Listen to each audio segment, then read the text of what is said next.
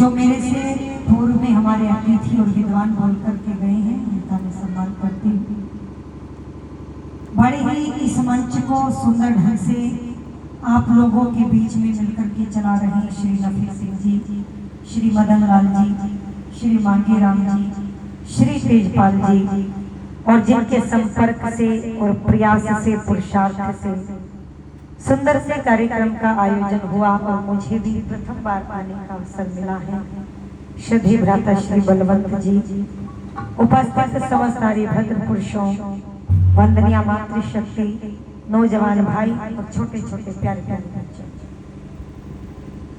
सभी अपने बच्चों को बहुत अच्छा इंसान बनाना चाहते हैं, परंतु चाहते हैं कुछ कार्य करते नहीं।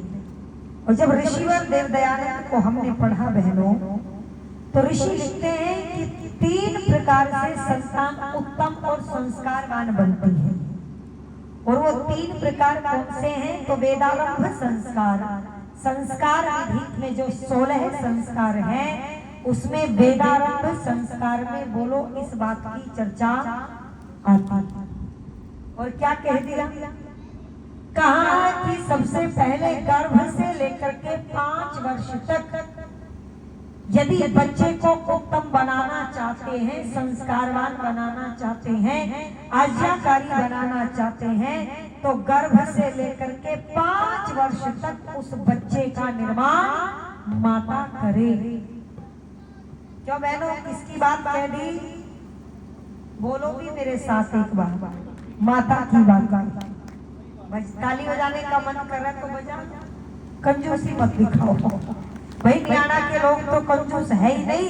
मैं तो देख रही हूँ दोपहर से बड़े खुले दिल के लोग हैं, दान देते हैं, तालियां बजाते हैं, बढ़ चढ़ कर के उपस्थित हैं। पर सुनो, गर्भ से लेकर के 5 वर्ष तक जिम्मेदारी मां की बनती है, पर 2.5 साल के बच्चे के कंधे पर 10 किलो का बैग लाद कर और स्कूल की गाड़ी में बिठाकर माँ लंबा सा सांस भर के कहे, चलो 3 बजे तक तो पीछा छूट, तो बोलो फिर कहां से निर्माण हो जाए?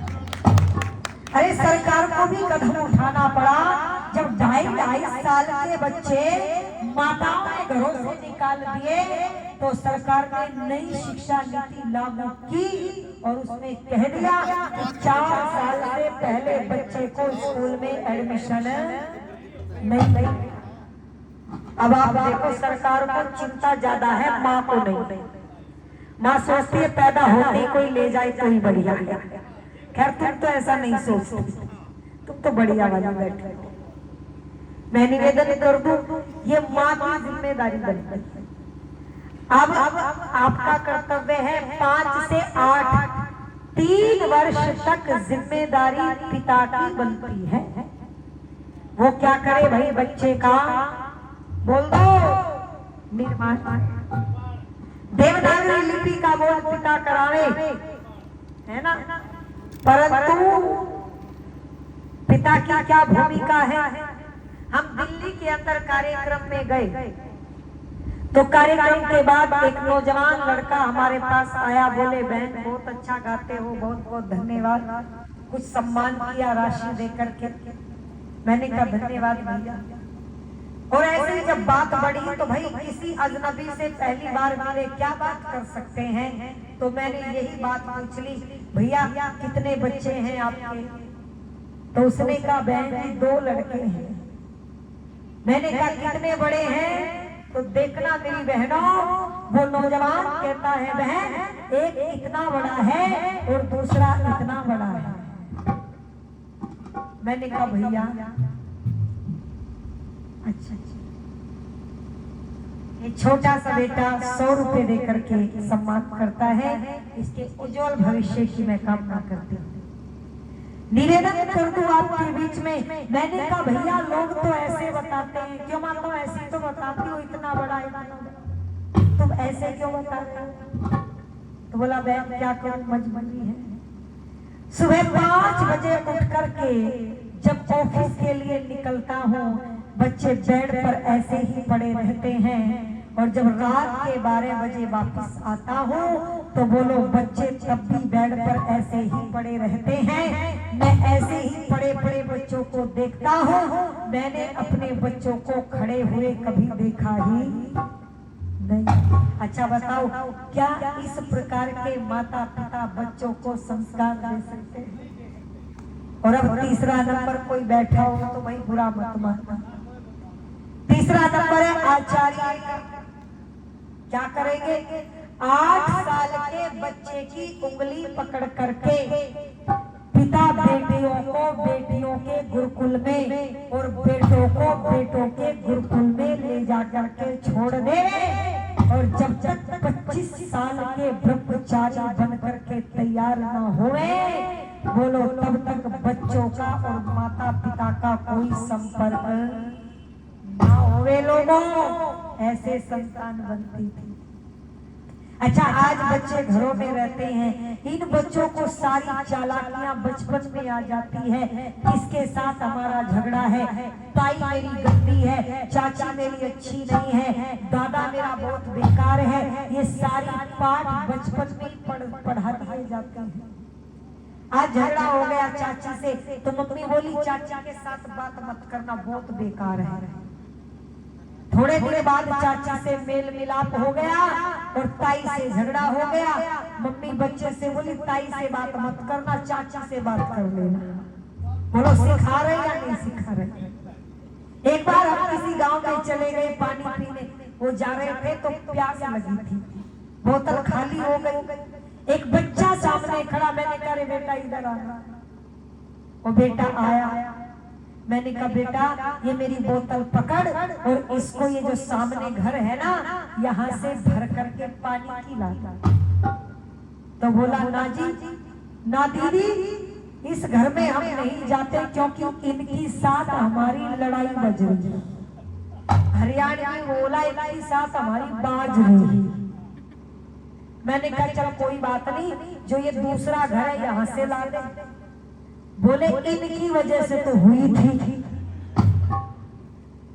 मैंने कहा चल इसको भी छोड़ दे, जो ये तीसरा घर है यहाँ से ला दे। बोले इन्होंने तो करवाई रखी है। मैंने कहा भाई साहब ये जो चौथा घर है, बोलो यहाँ से ला दे। बोला सारी जो झगड़े की फसाद है यही है, मम्मी ने कहा था इनके घर जाना नहीं। अच्छा बताओ फिर ये बच्चे कैसे समर्पित बन सकते हैं? नहीं बन सकते। निवेदन कर दूं अपने बच्चों को आप संस्कारित कीजिए और एक भ्रांति और अपने दिल से निकाल दीजिए कि गुरुकुल में पढ़ने वाले बच्चे नौकरी नहीं करते या धन नहीं कमा सकते। उठा करके देखो आप सोशल मीडिया को, फेसबुक को, गूगल को, व्हाट्सएप को, सबसे ज्यादा नौकरी पर यदि कोई आपको मिलेगा तो बोलो गुरुकुल के पढ़े हुए बच्चे ही दिखाई देंगे। वो नेट क्वालिफाई करते हैं, वो पीएचडी कर रहे हैं, वो असिस्टेंट प्रोफेसर के पद को अलंकृत कर रहे हैं, वो साइंटिस्ट के पद को अलंकृत कर रहे हैं। और जब भारत ने चंद्रयान 3 को लॉन्च किया और सफलता प्राप्त की तो इसरो लैब के अध्यक्ष सोमनाथ ने स्वयं कहा कि ये सारी की सारी विद्या हमें वेदों से प्राप्त हुई और लोगों वेद केवल गुरुकुल में पढ़ाए जाते हैं। बोलो ईसा के कुल स्कूल के अंदर वेद पढ़ाए नहीं। इसलिए अभी अपने बच्चों का निर्माण करना चाहते हो तो सुन लो मेरी बहनों, आपके कंधों पर कुछ जिम्मेदारी बनती है और उस जिम्मेदारी को आपको निभाना है, वरना वो दिन दूर नहीं है जब आपके बच्चे आपका अंतिम संस्कार बोलो कहाँ कराएंगे? किराए पर करवाएंगे। वीडियो कॉल पर तो होने लगे हैं, हो रहे हैं, पर एक एजेंसी भारत में ऐसा ही काम कर रही है जो 35,000 का ठेका लेती है 3 दिन का। आपको मरे हुए व्यक्ति को जलाएंगी, अर्थी बनाएंगी, रोने वाले किराए के बुलाएंगी और फूलों से सजाएंगे और फिर उसके बाद तीसरे दिन अस्थियों को उठा करके फेंक देंगे और उसके बाद उनका फिर कुछ भी लेना देना। और कंपनी ने दावा किया 1 साल में हमने 50 लाख का प्रॉफिट कमाया। ये प्रॉफिट था, खर्चा नहीं था। बिना खर्चे के खर्चा निकाल करके, और यदि यही हालत चलती रही तो पिछले साल कंपनी ने दावा किया था, ये कंपनी भारत में काम कर रही है, उन्होंने कहा था यदि ऐसी ही हालत चलती रही तो अगले साल हम 2 करोड़ का बिजनेस करेंगे। इसीलिए कह दिया क्या कि समय आ गया।